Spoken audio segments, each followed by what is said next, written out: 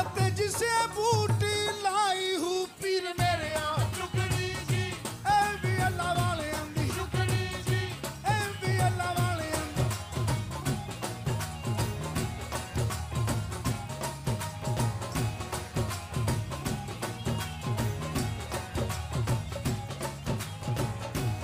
ਚੁਕਣੀ ਜੀ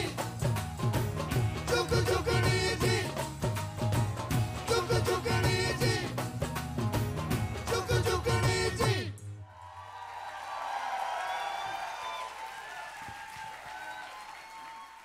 Gentlemen, please welcome to the stage Vikas Khanna and Andrei Severny.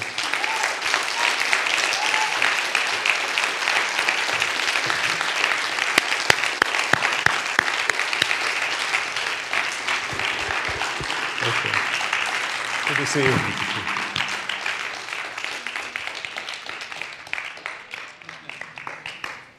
I don't normally hug our guests here, but it seems appropriate after that film. And as I mentioned at the outset, we've met before. We've been on this stage together before. I will honor, by the way, the pledge I made at the outset, partly because I've asked these guys questions before. I don't feel, with all of you here who've come tonight, I want to give you thank you.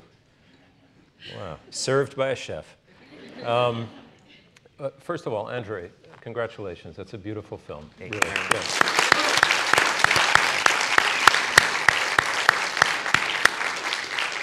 And Vikas, again, welcome back. I said I think you were being interviewed when I did the introduction before the film. We have known you now for quite some time. I do have to say one thing before we get to a proper interview and conversation. Next time you come here, because you've been a lot, you got to make us some food. Okay. Okay? I mean, we were actually planning the reception, which I could have cooked, but I couldn't move the yesterday date. I was in Paris for some perfume testing. Oh, you know. And I tried moving that. If I could be here just a day before, I could have done the reception. Okay, good.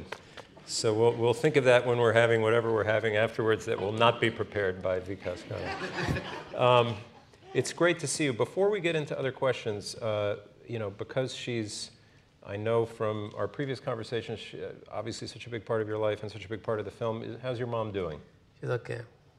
Okay, doing all right? How often do you see her? Do you? I just went back to India, and I was in 10-city tour, and just doing some research, which you would know after 5 years, what I was trying to do. But I went to see her first. From Dubai, I flew right to surprise her, and she was not at home. And then she wouldn't pick up the phone. But I assume you found her ultimately. I found her. Okay, right. So just a couple of questions, as I said. One that occurred to me, I've seen it twice now. New York is also kind of a character in your film, in a way. And I know we talked, I believe there was a gentleman here, the last program was a couple of years ago, who had been at the shelter where you were. Yeah. And I thought, in a way, it's a character in a bad way, in the sense that you had a really tough time with that awful guy in the kitchen, and then at the shelter and everything else when you first came. But you say towards the end that the city has been an inspiration for you. And I wonder if you can say, first of all, overall, how has your relationship with the city been? And do you think it is, has it changed? Do you think it's still a welcoming place for somebody coming from your country, whatever the circumstances are? It's also interesting because Andrei is an immigrant from Russia, and I come from India. It's a city, this is the only city where you can meet this kind of structures. You can create new forms of shapes and everything. And I think that's always going to be the character of New York City, regardless of what's happening in America. This is a different city where 800 million people are each presidents. So we run our own presidencies and our own campaigns. I think it's 8 million, by the way. It may seem like 800 million, but it may. Just 800 million? Yeah. Okay, mathematics issues. But it's 8 million presidents and first ladies and whatever. But I think it's very interesting because New York is amazing because of the formation of art. And by the way, I never knew it was Simon and Garfunkel till I actually went for a weekend course in Cornell, and this guy's playing the same music. I said, how the hell did you get this cassette? He's saying, whoa, you live under the rock? This is Simon. I said, the cassette didn't have any name on it, so I did not know. I picked it up from garbage. Somebody must have listened to it and said, oh, we don't understand what they're saying, but I thought they were like angels. Yeah. The other thing I want to ask you about, and this is kind of a big question, and maybe it's a bit silly, but you know, I'm just curious to know. You say so many things in the film about inspiration and you know, no idea what tomorrow will bring and this kind of thing. You've had so much success. I mean, you rise to the pinnacle of a profession, right? I mean, that's kind of indisputable. But then you move on and you do, it's not mentioned in the film, but I mentioned before, this extraordinary book of photography that must have been, I mean, that could have been a life's work right there. It was an amazing thing. And now a film. So first of all, why not just rest on what you are doing and be happy with being the greatest chef from your country and one of the best in the world? And related question, what's the next big thing that, you know, we'll be talking about in 2-3 years here or elsewhere? So I was cooking for His Holiness, and everybody can say he's very close to my heart. I was cooking for his 80th birthday, and he keeps getting updates from the team who travels from India. So he said that you need to come down this mountain to climb a new one. I thought that was so amazing. I did not know what he meant, I'm sure. He did not know too what we were saying, but there's still a communication gap. But I really liked it that, you know, we have energy till we are approximately 55, 60. I've seen people after that become, you know. Right. I think till 60 you feel that 60, you know, some of the artists I'm working with right now, and they're all in their late 60s, and they are like so, even now they're driven. Okay, so most of the editors we're working on for the movie, they're all like, and they're like, city gives you the energy. It drains you out too, but city gives you the energy to move on. I'm fantastic in moving on. But so, I mean, have what's in the back of your mind or the front of your mind, or honestly, or are you still wedded to the kitchen? So we have an amazing project coming up in Dubai. That's going to be my flagship restaurant. It's opening September 2nd. It's a big work, working with, you know, in a different country like that. But also, you will also hear about this, that in a few days we would announce for the New York Indian Film Festival, we'll be premiering a New York premiere for the movie called Last Color. I just feel that it's an amazing subject which I picked up, and trust me, Andrei was the first person to hear the story, even before it was published as a book. So I think, you're right, I think finding more meaningful stories and trying to tell them is more important after some time in your age and space. This story was very meaningful because even if you saw the shots which Andrei shot with the food, everything is about color. But in India, there's a group of people, widows, from their lives, color gets removed as a form of, you know, isolation, that they can only wear white, they're total live in ashrams. That really pinched me very hard, and I did write a few articles, and eventually you will see, maybe at Asia Society too, we'll premiere the movie. It's about when a Supreme Court order actually assures them color back, and they would not be discriminating from playing the Festival of Colors. And it's a heartwarming pictures which I saw, which are women in color, and they have tears coming out. But Andrei ended at, you know, I need to create more. I need to deny this, and I think it's amazing because, you know, a lot of places where I come from back home, they do not have much reference of what I do here, which is endearing, which is amazing, because my grandmother did not know who President Obama was. She kept hearing pajama on the phone. And I'm cooking for him in 1 hour, and I couldn't convey the message that it's such a big deal. And she's saying, but did you lose your pajama? What actually happened? Keeps you grounded, right? Okay. It's amazing. It's such a shift from what I do, and here I'm sitting. It's amazing. That world doesn't have much reference of what is significant here, and this world does not have much understanding of what is significant there.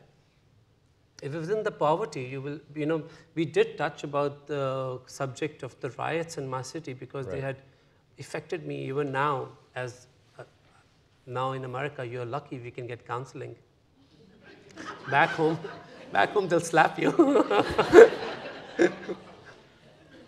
And it's very hard to, I had very difficult time talking about it, that, a child who was 12, 13 years old has seen hundreds and hundreds of dead bodies being dragged in trucks.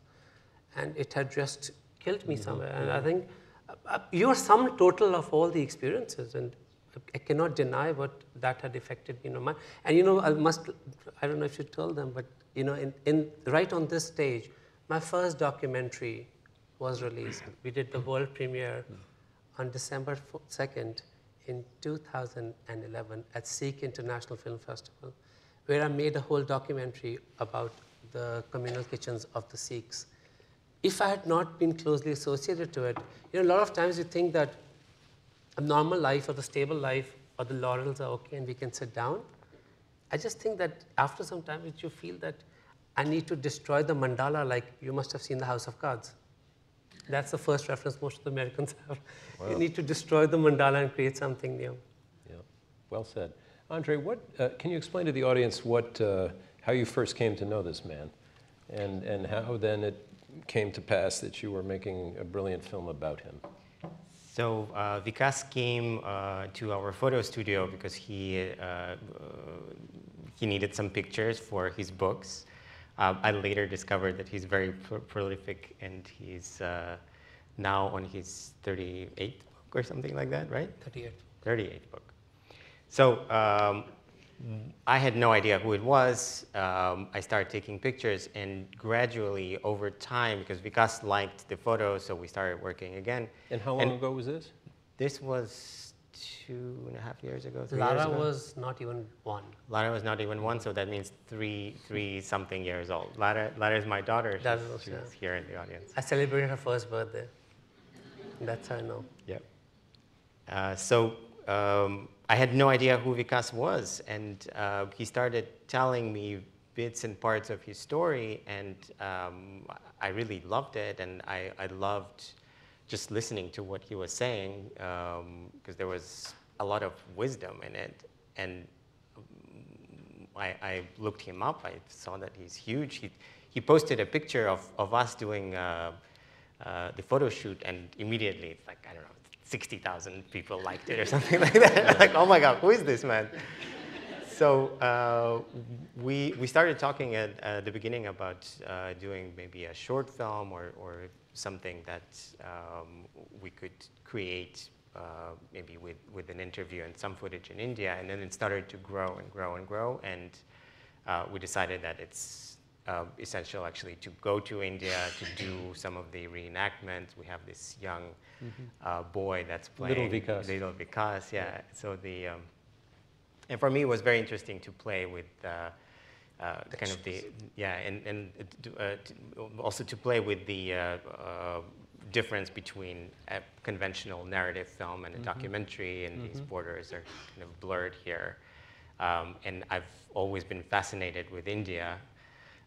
So I jumped right into it, and you jumped very well. There we are. Thank you.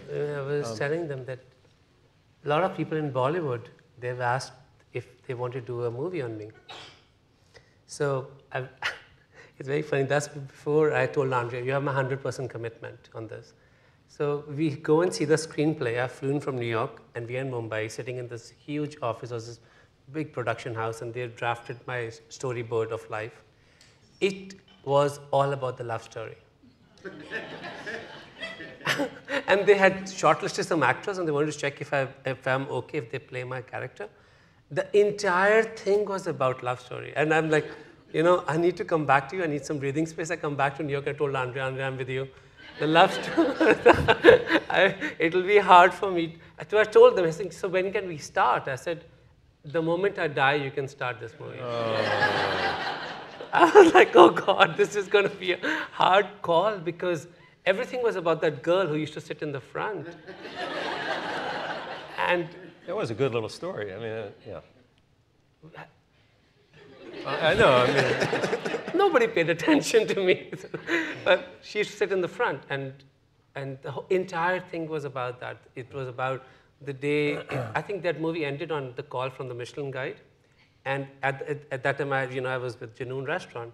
And the entire thing was I'm standing on that's the last scene which narrated to me. I'm standing on the window of the restaurant, and I'm looking outside, like maybe a miracle like Casablanca will happen, and she walks in.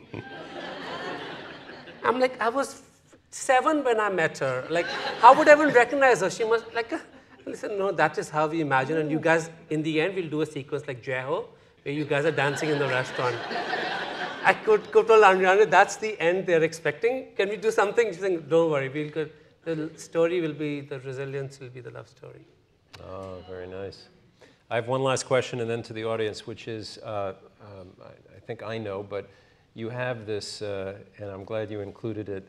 It's kind of the one place where you get a little literal in the film, where we start seeing Queen Elizabeth and Barack Obama and the Pope, and there are others, right? I can't remember now, but it's this weird sort of Forrest Gump, Vikas Khanna situation where you really, and this was through the book primarily. I mean, I know you cooked for the president, but can you explain how it was that you wound up in all these crazy halls of power? And was that mostly with the book project? Or? So they were celebrating Indian immigrants in England, and they had an invite for me in which I would have a private audience with the king and the queen. So, you've seen most of the images at the Buckingham Palace, even Marilyn Monroe, everybody stands in the line, and there's a very big call, you can't step forward, that there's almost like there's a carpet, and they don't tell you so openly and says, you cannot extend your hand unless the queen extends her hand, and there's a protocol about this and everything. So I stand in the line with India's richest people, and they invited you to the palace for this event. And suddenly the household, the royal household comes and says, oh, you can't stand in the line. I'm like, okay, fine. I'm like, I'll go out. He's like, no. The queen and the king will have a private audience with you. So I said, does she speak English? And I literally asked that question, does she speak English? She's saying, yeah, but I wanted to repeat, but you're going to say that not mine. But that was amazing. So it was about a big book which I've done. It's Utsav. Yeah. I brought it to your office, the shorter version. It's 15 kgs book, and it is right now the world's most expensive cookbook of $45,000 US. This big, right? I mean, it's how much? $45,000 US. And one of the few books that is not available at our bookstore. we are trying to work very hard to make a smaller version, which is less expensive. How many people have bought the book? No one has bought the book, only one person.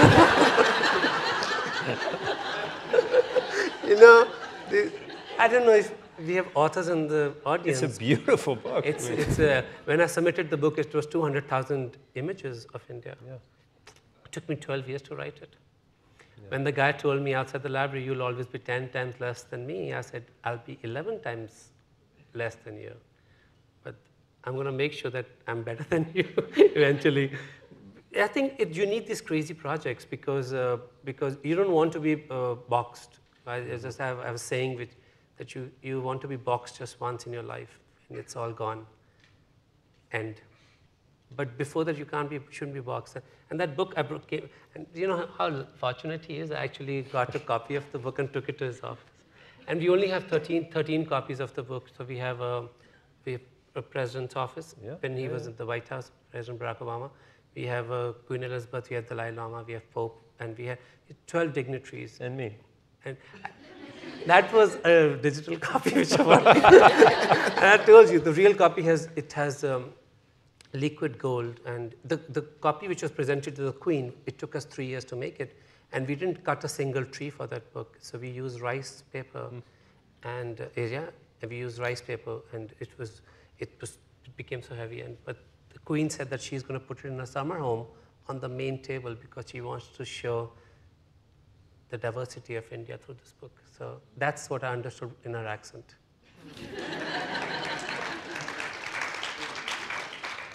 Okay, questions from the audience. We're a little blinded here, as always. There are two right here in the center. If we can Why don't we have the young lady in front and then behind you? Thanks.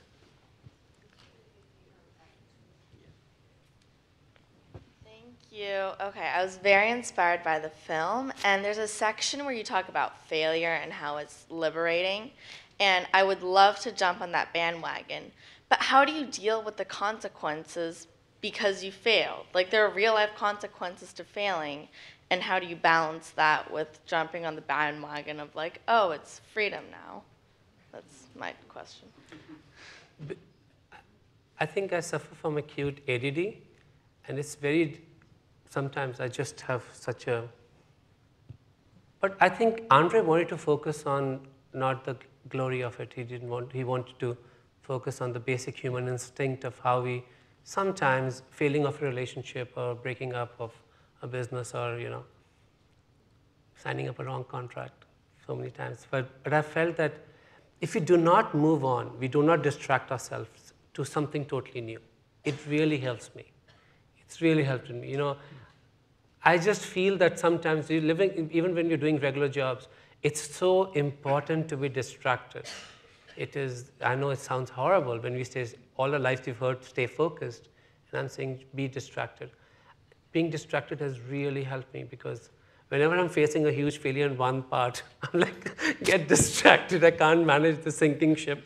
So I think choose something which is different. It really helps. Yep. Thank you. If you can wait for the microphone, thank you. I can probably project without it. It's not that I have a question. I just have to say something. That I do a lot of screenings of documentaries. That's really one of my passions because you feel, you walk in, you think you know what you're going to see, and you walk out with new knowledge. And that film, Andrei, I met you here 2 years ago, and you told me you were making this film, and I've been waiting. That film to me was, it was like poetry. You were like a poet flowing. Just everything about that hit me so emotionally. The editing, your story, the beauty, the colors. I've been going to India for 10 years, and this film really hit me. I just thought it was incredibly special. And you can write a book on poetry. You are a poet. I wrote. Well, I need that book. Didn't sell a single copy. I will buy a copy. I'm just kidding, I do sell a lot of books. That's just it. I just wanted to compliment so on much. what I thought was extraordinary. Thank you. Yeah. Thank you for saying that. Thank you. And I wrote a book on poetry, and because of bad spellings, I wrote poetry. And the publisher thought, that's brilliant. How creative are you? I'm like, So that's an example of failure. failure, that like, gets you, you know, let people understand, oh, this is great art. It's like, this was just normal survival. It's actually movies about so much about survival. I'm sitting back. I saw it at the Venice Film Festival where Andrei premiered. So we all flew to Venice and we had this crazy audience, and that's the first time it hit me that, oh God, point one to point this. It's a, what was a crazy question you got in Venice? Or did you? The crazy question? Well, he said it was a crazy audience. I don't know what you mean by that, but... No, it was, you know, it's just Curious, amazing, yeah, because you have an audience that's absolutely passionate about film and quite a few very interesting characters. So they come in with all their presence. And you know what was crazy about that? Here, the movie is about New York, and most of us are New Yorkers who are watching this. So our relationship to the city, love, hate, adore, worship, is all accumulated in one experience. But in Venice, we are so much isolated on an island, and we keep referring to New York again and again. So one woman asked me, he's saying, so what's your reference of Venice? And I'm like, I just don't understand the question. He's saying, oh, you talked about New York, and you're coming and showing us this movie. But what is your, I said, if you ask me what's my connection to Venice, but it was interesting that they were, here it's a homegrown, Right. It's homegrown. Every time we spoke about something, everyone has different, but I say the masks would keep changing. The story people tell you, and you know, how everything is manipulated somehow in the city. that constantly is changing. You feel that. You know, it's also great when you go and buy coffee. How are you? And right, first time I experienced it. So I'm about to tell her how am I, but she doesn't care. She already. That was a ritual. We don't care how you actually are, but we want to ask you how are you in the loudest voice early in the morning, because I need coffee to wake up right now. And like, but that's interesting about the city. It you know. is. Yeah, the bagel guy on 69th Street is exactly like that. Yeah.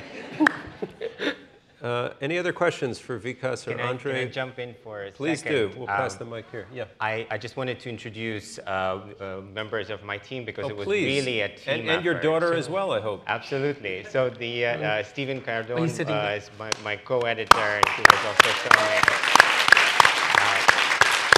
The incredible musician Julia Kent. We were so honored to have her music. Brilliant music.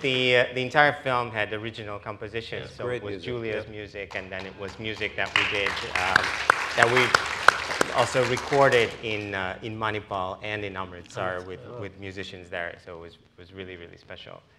And did you say your 3-year-old daughter is in the house somewhere? My four-year-old daughter is in the house, and my wife is here, who also worked on the film. There they are. Oh God, hi Lara. So they were also supporting us in Venice, and Lara was on stage in Venice. She was a big part of that. Eli Khan helped us tremendously with the sound design, and he did the sound mix. A couple of people are watching us live now. Antonio Pacheco in India, in Goa. And Shivam was working as a line producer.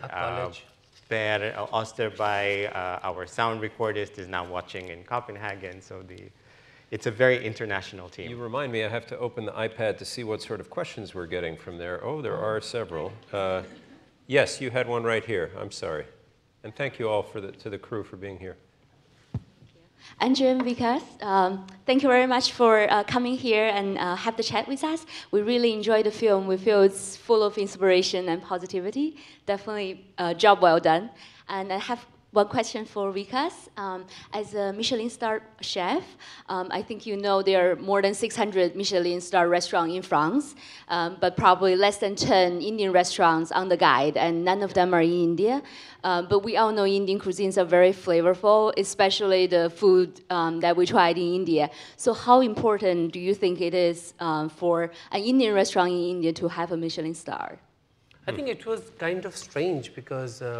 Did you know what it was when you got it? You knew by then, right? Yeah, I knew. We were focused on that. I was focused on that. But from a new restaurant, I'm going to tell them, I don't need Michelin star. Please don't critique. It's very hard. It's very hard. Those years working there was very hard because people know one side of the story, but the second part of the story is that they are anonymous. You don't know who's the 30,000 inspectors in the world right now. As we are talking, they are eating somewhere and critiquing someone. Like how restlessness that creates. But I know it was a surprise because in London, they had received Michelin stars. Chef Atul Kochhar and Vineet Bhatia had Michelin stars. But in America, because London, the Indian food had been there for a very long time. And that's actually the national cuisine. And a lot of Americans who would come to you and they said, oh, we had Indian food in London. I said, okay, you didn't die.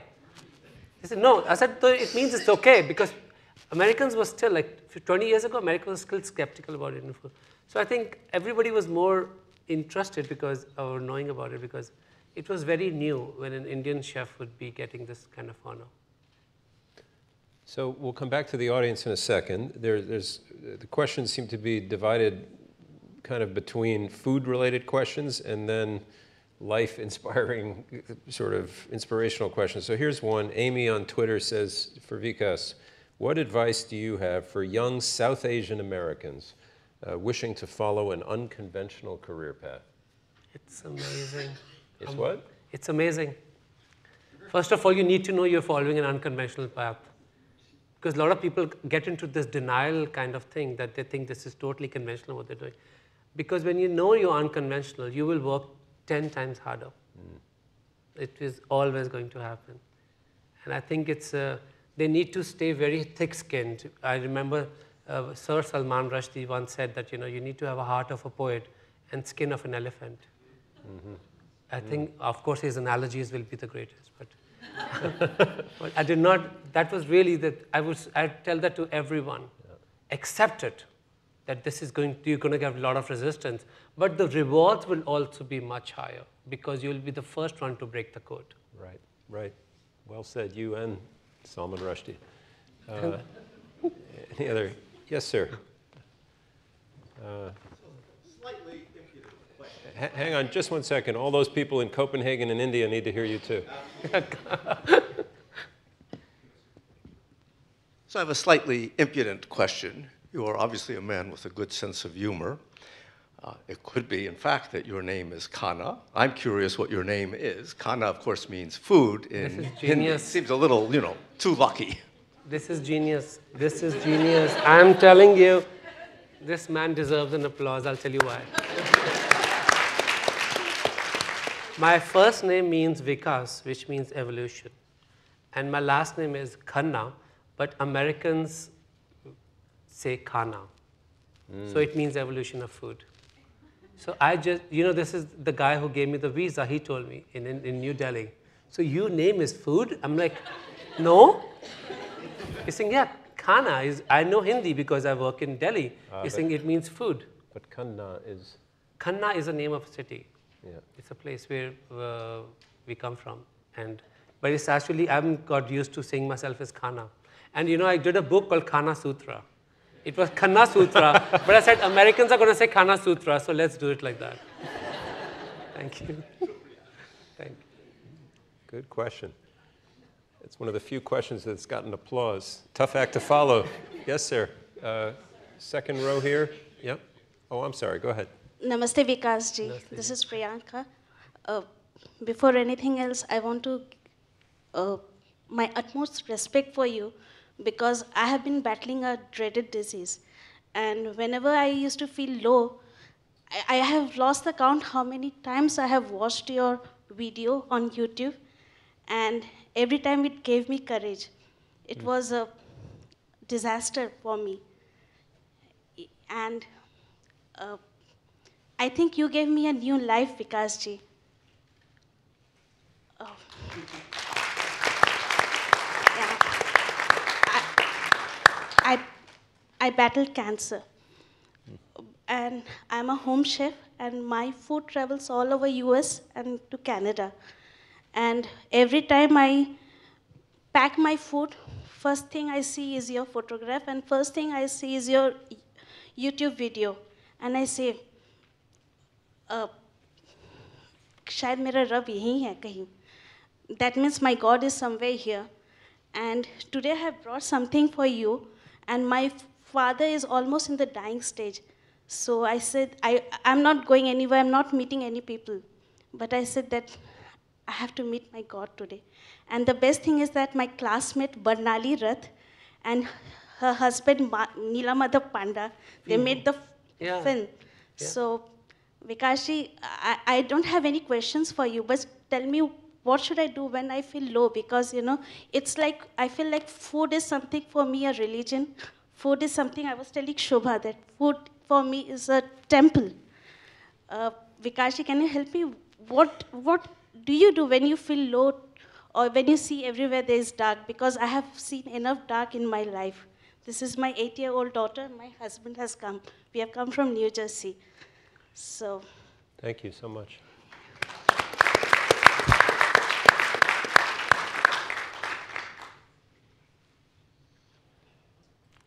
Let me digest it. You're very brave to speak it out. We are cowards. We never used to speak out. Never. And when I used to get beaten up in the class, I have a big scar on my face. They totally stabbed. Good thing was that you realize that you're alive. Waking up is the victory. It's a victory. Bilkul. She said food helped her too. Yeah. Waking up is a victory. It's a victory. I just tell you, going through, everybody's having their own challenges, but to wake up every morning and to have this opportunity to live, And to have a voice in some way or the other, it's a gift. It's amazing, actually. But sometimes we don't understand that what could have been worse. So many times, so what could have been worse. I just think that just taking my father's ashes to Ganges was the worst loss ever. And I thought I'd never be able to recover. On the banks, I wrote another novel when I saw the resilience of these children who survived this every single day in and day out. That is the novel which we made a movie into with Bernali and Madhavji. I just feel that we have to find that this is not ending. There's another connecting dot to this. And constantly being conscious of that. I'm not Deepak Chopra at all, but I don't even understand most of the time what I'm saying to myself. I have such poor communication skills. I can't communicate with my own self. But just the thing that there's still some life in us. It just is so amazing. By the way, I take issue with only one thing you said, which is that you have poor communication skills. I think your communication skills are almost as good as your culinary skills, so thank you. Our time is up, but as I said at the outset, we have for members a reception up in the Garden Court afterwards. Our guests will stick around for a little bit, and again, as I also said, if you're not a member, it is a great time to become one, because then you'll be a member, you'll have all the benefits, and you'll also enjoy tonight's reception. Vikas Khanna, you are always welcome at the Asian Society. Andrei, congratulations. Thank you so much.